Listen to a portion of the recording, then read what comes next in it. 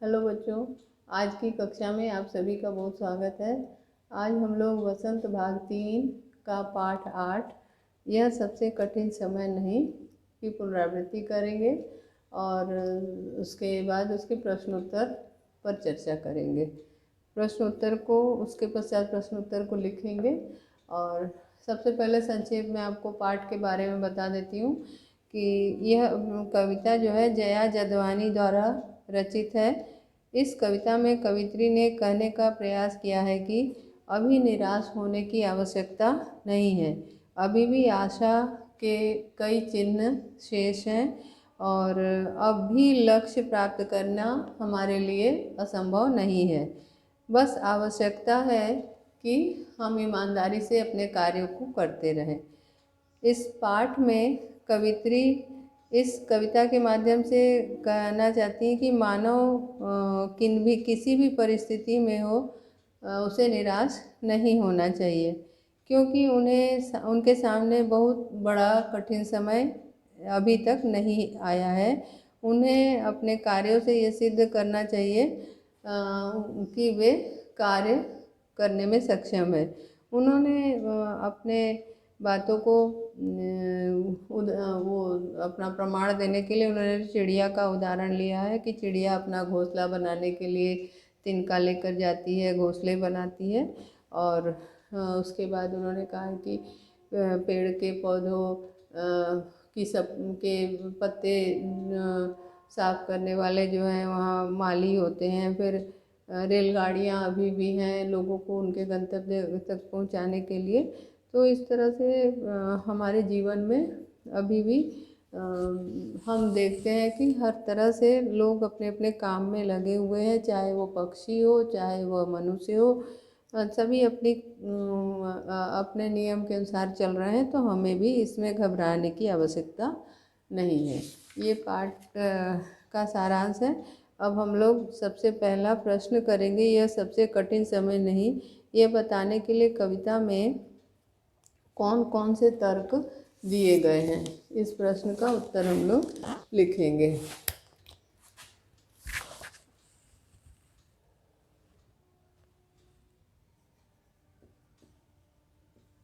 कविता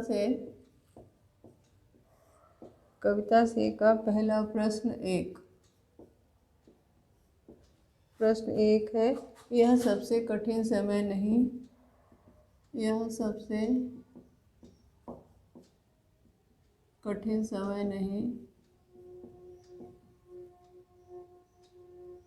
यह सबसे कठिन समय नहीं,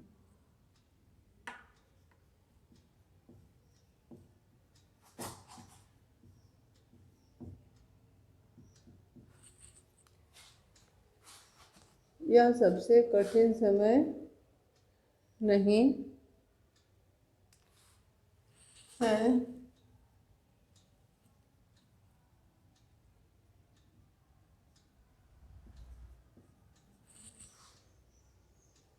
यह बताने के लिए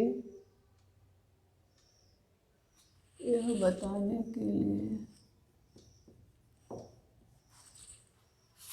यह बताने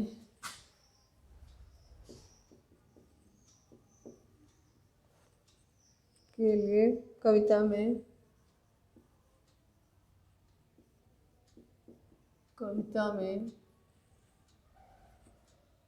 कौन कौन से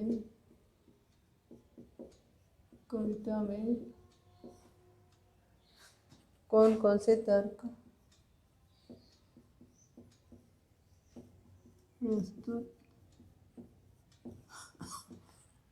प्रस्तुत किए गए हैं।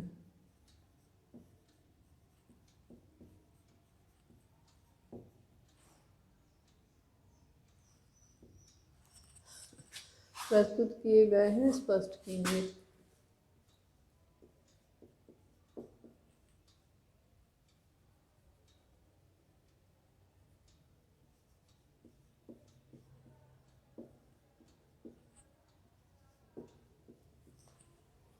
यह सबसे कठिन समय नहीं बताने के लिए यह सबसे कठिन समय कठिन समय नहीं है। यह सबसे कठिन समय नहीं है बताने के लिए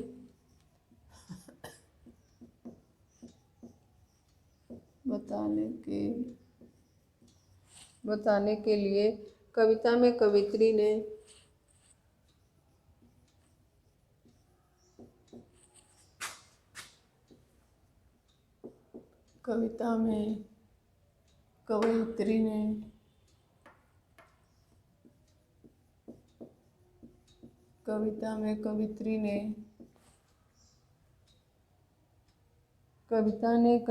कवित्री ने निम्नलिखित उदाहरण प्रस्तुत किए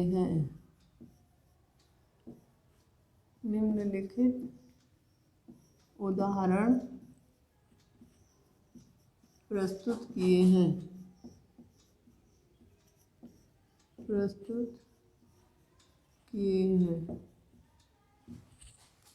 पहला, फिर चिड़िया की चोंच में अभी भी तिनका दबा हुआ है।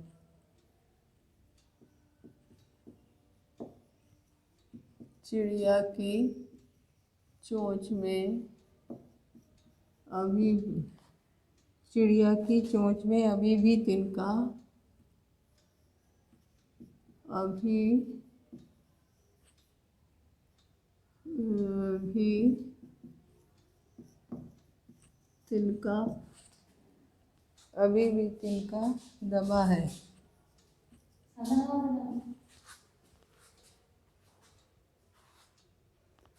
भी तिनका दबा है। इसके बाद है रेलगाड़ी अभी अपने गंतव्य में जा रही है। चिड़िया की चोंच में अभी भी तिनका दबा है। चिड़िया को उड़ने में कोई बाधा नहीं है। चिड़िया को उड़ने में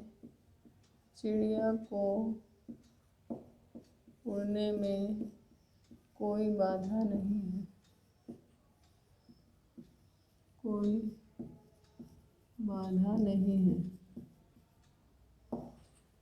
चिड़िया को उड़ने में कोई बाधा नहीं है। स्टेशन पर भीड़ भाड़ है। स्टेशन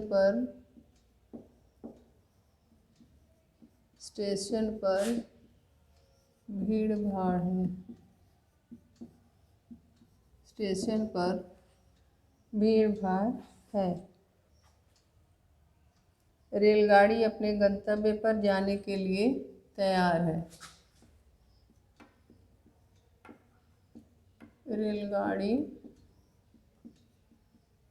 रेलगाड़ी अपने गंतव्य पर जाने के लिए तैयार है।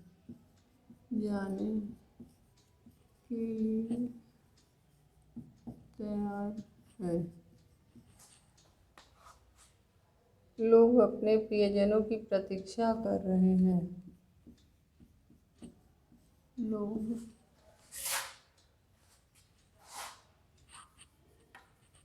लोग अपने प्रियजनों की प्रतीक्षा कर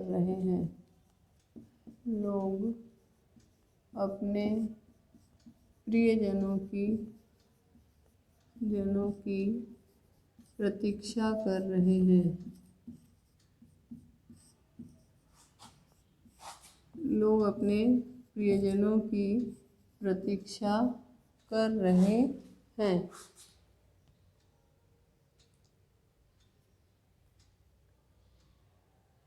उन्हें एक दूसरे की कुशलता की चिंता है।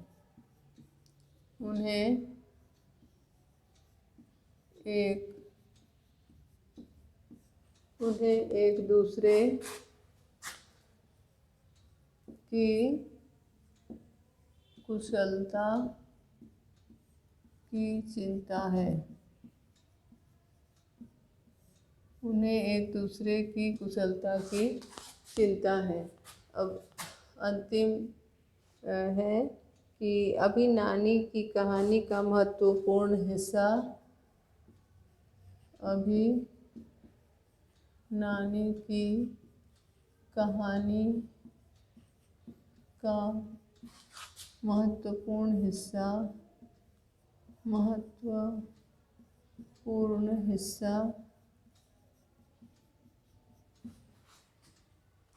बाकी है,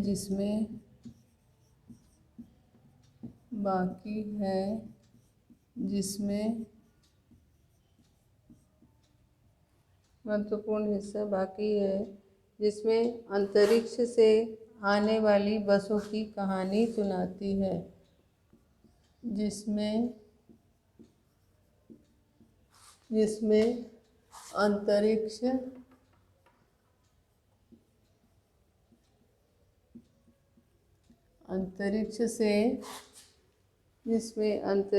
से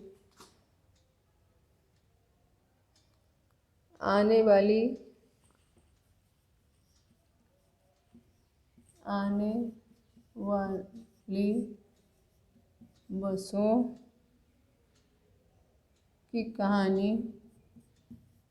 बसों की कहानी सुनाती है।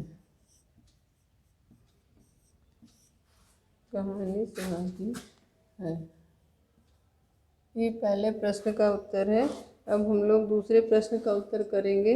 दूसरा प्रश्न है, चिड़िया चोंच में तिनका दबाकर उड़ने की तैयारी में क्यों है? ये दूसरा प्रश्न है। इस प्रश्न को अब हम करेंगे। दूसरे प्रश्न का उत्तर इस प्रकार है कि चिड़िया चोंच में तिनका दबाकर उड़ने की तैयारी में इसलिए है। चिड़िया चोंच में तिनका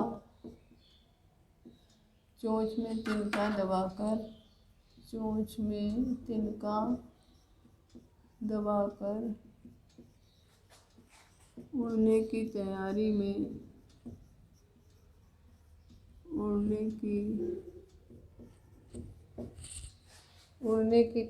में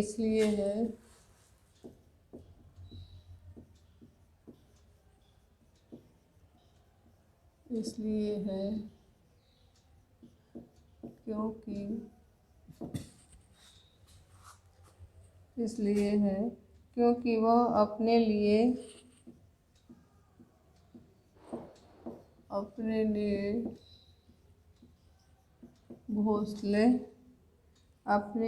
घोंसले बनाने की तैयारी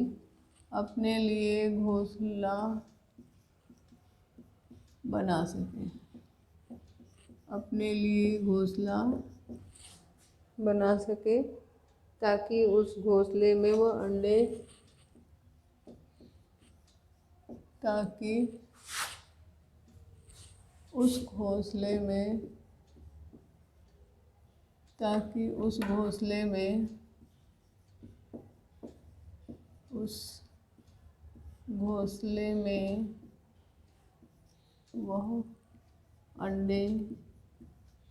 दे सके और उन अंडों में से निकलने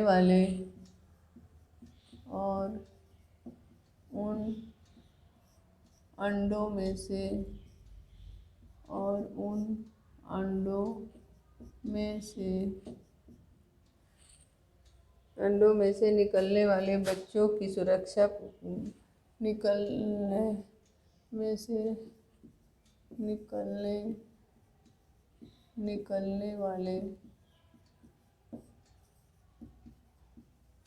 निकलने वाले बच्चों को सुरक्षा प्रदान कर सके।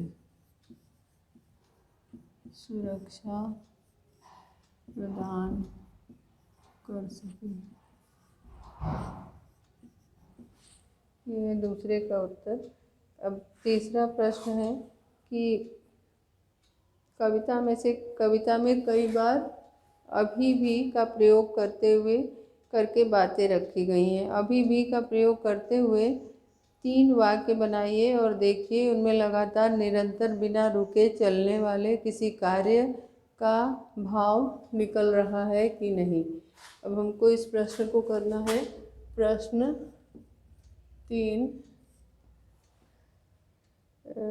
3 है कविता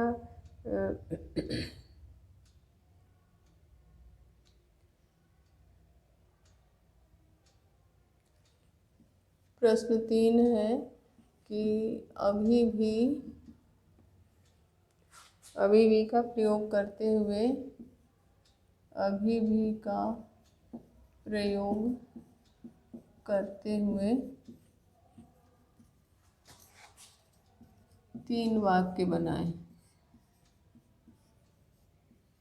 अभी भी का प्रयोग करते हुए 3 वाक्य बनाएं। ये प्रश्न है। ये 3 वाक्य बनाएं। इसमें उत्तर लिखते हैं। पहला है अभी भी दबा है चिड़िया की चोंच में तिनका। अभी भी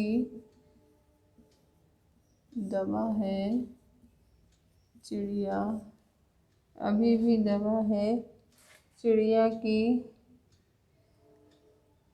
अभी भी दबा है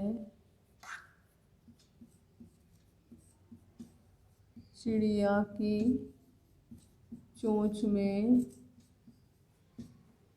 तिनका। दूसरा वाक्य है अभी भी झरती है झरनों से, अभी भी कहता है कोई, अभी भी कहता है, अभी भी कहता है कोई,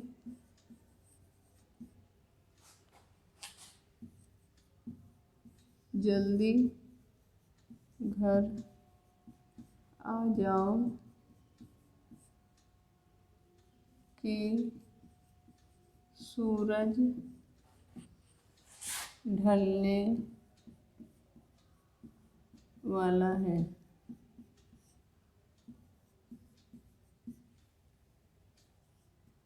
तीसरा अभी भी अंतरिक्ष, अभी भी अंतरिक्ष से बसें,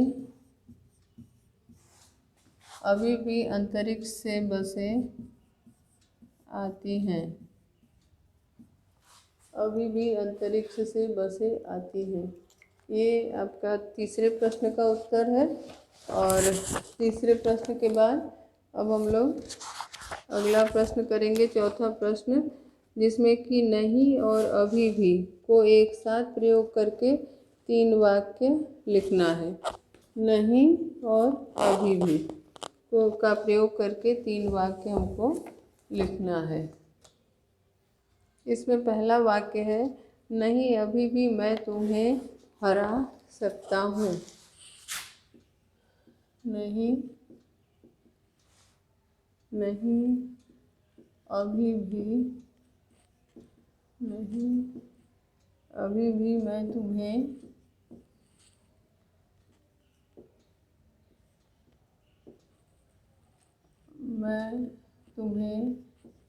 हरा सकता हूँ। दूसरा वाक्य है नहीं अभी भी गाड़ी के आने में देर है। नहीं अभी भी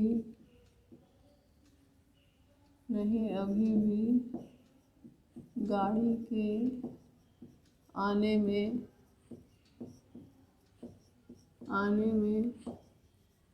देर है। तीसरा वाक्य है नहीं अभी भी तुम सच नहीं बोल रहे हो। नहीं अभी भी तुम सच नहीं बोल रहे हो, सच नहीं बोल रहे हो। ठीक है। आपको 3 वाक्य बन गया। अब कविता से आगे है। घर में बड़े बूढ़ों द्वारा बच्चों को सुनाई जाने वाली किसी ऐसी कथा की जानकारी प्राप्त करिए जिसके आखिरी हिस्से में कठिन परिस्थितियों से जीतने का संदेश हो। ये प्रश्न आप अपने से करेंगे।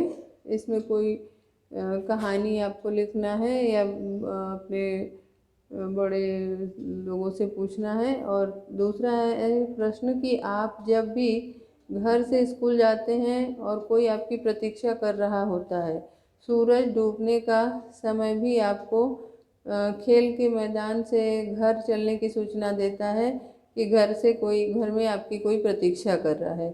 प्रतीक्षा करने वाले व्यक्ति के विषय में आप क्या सोचते हैं? जैसे मान लीजिए आप अपनी माँ आपकी प्रतीक्षा घर पे कर रही है, तो माँ के बारे में आप क्या सोचते हैं? जो प्रतीक्षा में लीन है, उनके प्रति आप अपने विचार व्यक्त करिए। इस प्रकार ये पाठ पूर्ण हो गया। अब हम आपको कुछ प्रश्न पाठ पर आधारित प्रश्न भी करवा दे रहे हैं।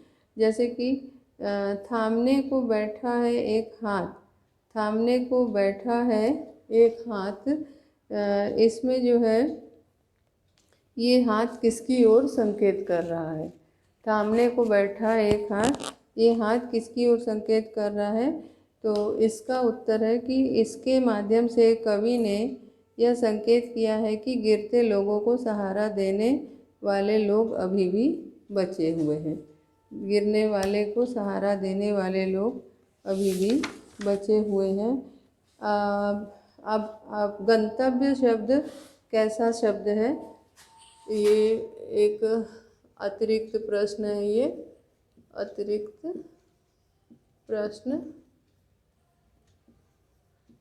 प्रश्न में है। पहला प्रश्न, प्रश्न 1, गंतव्य शब्द कैसा है? गंतव्य शब्द कैसा है? गंतव्य शब्द कैसा है, ये प्रश्न है। इसका उत्तर है गंतव्य शब्द तत्सम है।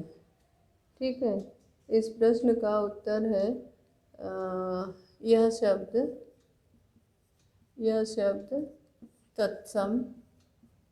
तत्सम है। गंतव्य शब्द जो है वो तत्सम शब्द होता है, तत्सम है। अब प्रश्न 2 है, दुनिया के तमाम बच्चों में तमाम शब्द क्या है? दुनिया के तमाम बच्चों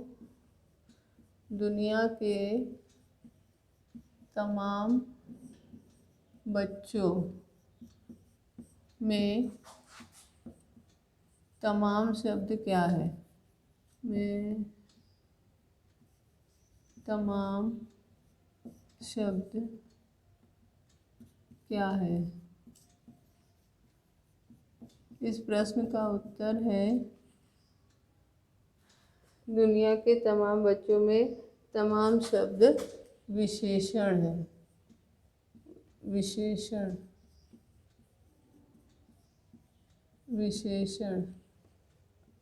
प्रश्न 3, उस कथा का आखिरी हिस्सा रेखांकित पद में कारक बताएं। आखिरी हिस्से में उस कथा का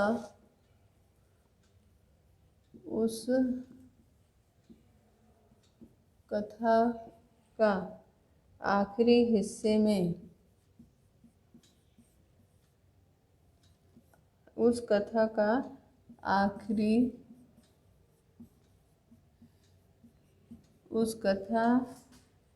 कथा का आखिरी हिस्सा में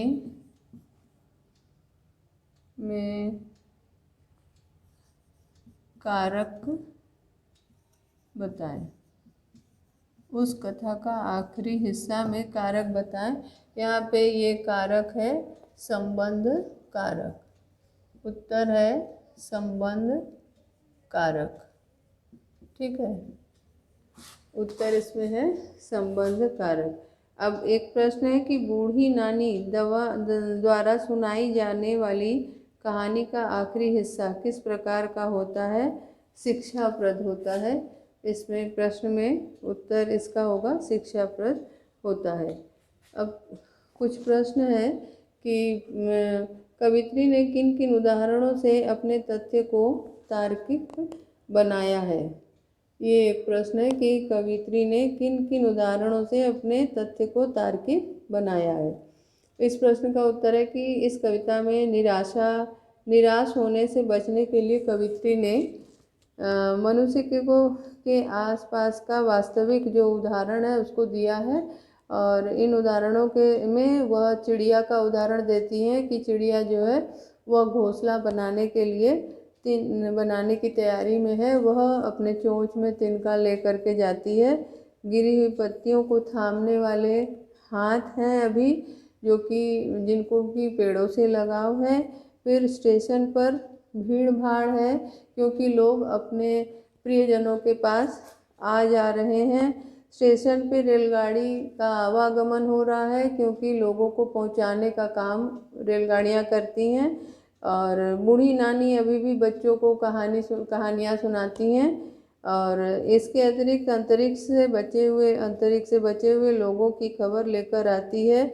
बस के माध्यम से काल्पनिक उदाहरण उन्होंने प्रस्तुत किया है। इस प्रकार उन्होंने इस पाठ में निराशा से बचने का संदेश दिया है। एक प्रश्न है कि यह कठिन समय नहीं बताने के लिए किन किन उदाहरणों को प्रस्तुत किया गया है? जैसा कि पाठ के शुरू में ही कहा गया है कि यह सबसे कठिन समय नहीं। इसमें सबसे पहला उदाहरण इसमें उन्होंने निम्नलिखित उदाहरण दिया है। जैसे कि पहला उदाहरण उन्होंने दिया है कि चिड़िया तिनका लेकर उड़ने का प्रयास कर रही है।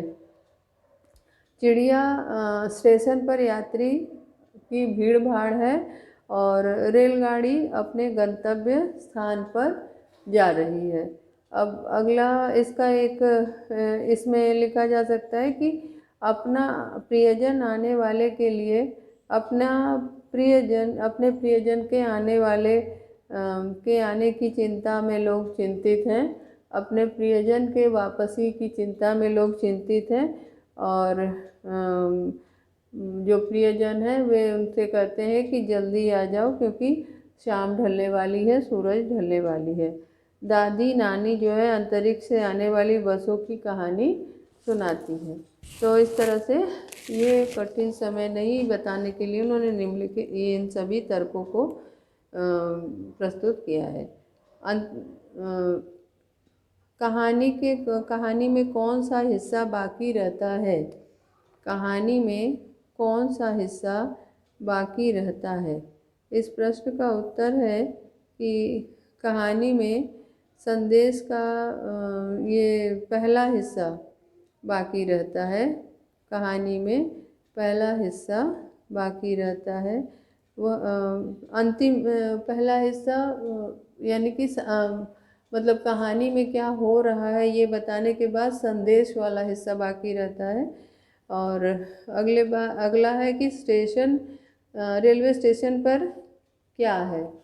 रेलवे स्टेशन पर क्या है? रेलवे स्टेशन पर भीड़ भाड़ है क्योंकि लोग अपने प्रियजनों के पास जाने की तैयारी में हैं। तिनका कहाँ है? ये एक प्रश्न है। तिनका चिड़िया की चोंच में दबा है। क्यों दबा है? क्योंकि चिड़िया उसको लेकर उड़ने की तैयारी में है जिससे वह घोंसला बना सके। अब हम लोग इस पाठ से ये प्रश्न है कि कवित्री के अनुसार यह समय कैसा है? कवित्री के अनुसार यह समय कैसा है? कवित्री के अनुसार यह समय जो है अत्यंत कठिन नहीं है क्योंकि अभी भी लोग आपस में एक दूसरे से लगाव रखते हैं। अभी भी लोग अपना एक दूसरे से मिलजुल कर रहते हैं। प्रेम और आपसी सौहार्द की भावना लोगों के अंदर है, तो इसीलिए चिंता का विषय नहीं है। इसमें बूढ़ी नानी सदियों से कहानियाँ क्यों सुनाया करती होंगी? बूढ़ी नानी सदियों से कहानियाँ इसलिए सुनाया करती हैं क्योंकि उनका उद्देश्य है कि बच्चों का वे मनोरंजन करें और बच्चों को अच्छी शिक्षा दें और बच्चे भी उनसे कुछ शिक्षा प्राप्त करें और शरारत छोड़कर वे ध्यानमग्न होकर शांति से कहानी सुने। तो इस प्रकार ये पाठ यही समाप्त होता है। शेष अगली कक्षा में पढ़ेंगे। धन्यवाद।